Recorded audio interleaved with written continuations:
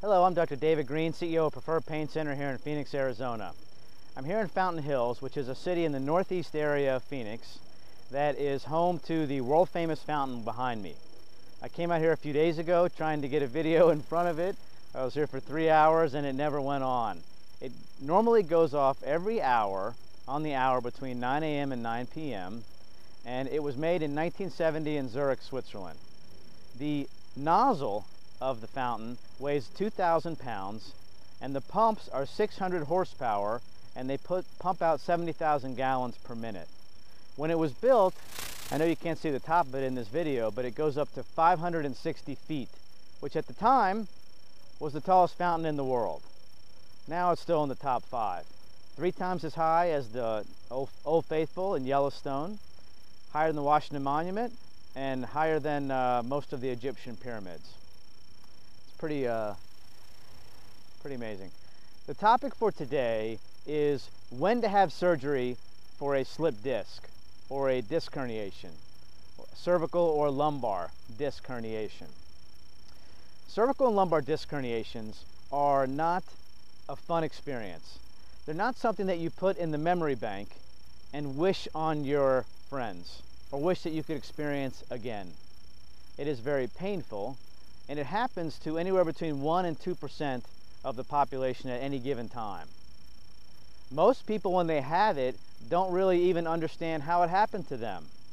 They may have sustained a fall or something traumatic, but usually it's something very simple, like just sort of leaning over to pick up a pen off a table, or they sneeze, and all of a sudden pain starts shooting down one of the legs or one of your arms. So a slip disc is the term for that. It's a layman term, but what really happens is the confines of the disc compare it to a jelly donut. When part of the jelly squeezes out from the inner part of the disc through a hole or a tear in the outer part, it happens all the time to a lot of millions of Americans every year, but it's not always painful.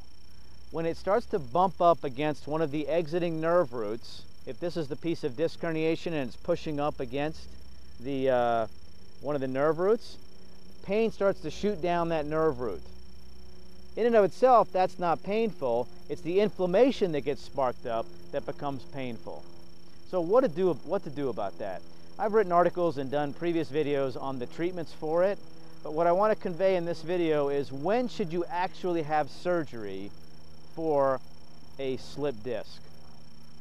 Well, there are a couple, there's one emergency indication, then there's a relative indication, and then the rest of it is just quality of life. The emergency indication is a situation called cauda equina, C-A-U-D-A-E-Q-U-I-N-A, 2 words. Cauda equina is a situation where a disc herniation is pushing up against the area at the bottom of the spinal cord. The spinal cord ends around L1. If the disc herniation is large and pushing up against that area, patients can start to have some serious problems, which is affecting the bowel and bladder function. It can be cause numbness, inability to walk, and it is a surgical emergency. Now, there are studies looking at whether you need to get to the patient for surgery within 24 hours versus 48 hours. Regardless of those studies, basically it needs to happen very, very quickly.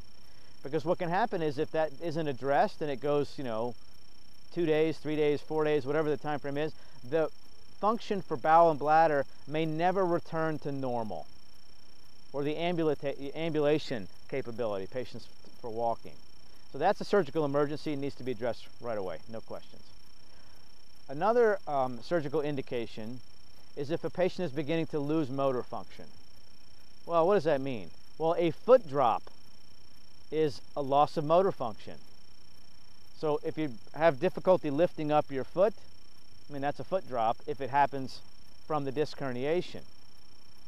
When you have a foot drop, it can affect your ability to walk. You might have to lift your foot up higher, called a steppage gait, in order to clear. Because when you clear on gait, when you walk, you have to clear the foot above the ground. If you have a foot drop, that can be difficult to do, so you have to lift up your foot higher to do that. So that is unclear when a foot drop occurs. If you continue to wait and wait and wait and say, oh, make it better, make it better, make it better, well, it may never get better. Even if you waited 3 months and then did a surgery, the pain may go away, the disc herniation may be relieved, but the foot drop may never get better. So it's not like you have to have surgery within 24 hours with the foot drop, unless it's called equina associated with that. But you should have some serious consideration for the time frame involved with that. No different than also if you have motor deficit in your hands. If you start to lose grip strength or lose the ability to extend or flex your wrist, that can be an indication for surgery. So then you start to get into the quality of life indications. For instance, if you're trying to work and you have the pain from a herniated disc, which is either called sciatica in the legs or radiculopathy in the arms, that burning, fiery pain can be very disabling. It can affect your ability to concentrate. It can affect your ability to function, socialize, hang out with your significant other, play with your kids, basically enjoy life. If you love what you do as far as work goes, it's difficult to enjoy it when that burning pain is just killing you. It may be difficult to drive. You may not be able to drive from your house to work because of the pain. So if you've had 6 weeks of conservative treatment, and this is out of textbooks, that has failed, and the pain is not going away. So we're talking about pain or numbness. Neither pain nor numbness outside of infection, I'm just talking more normal disc herniation, is an absolute indication for surgery. They are relative indications for surgery if after 6 weeks of conservative treatment, the pain is not getting better and it is disabling or affecting all of those things we just talked about. It's a quality of life decision. You know, you've tried conservative treatment, is it time to then do that surgery? The surgery is small, but the risks are real. The risks are low but real. And if you can get the same result without having to have surgery, I mean, that's optimal.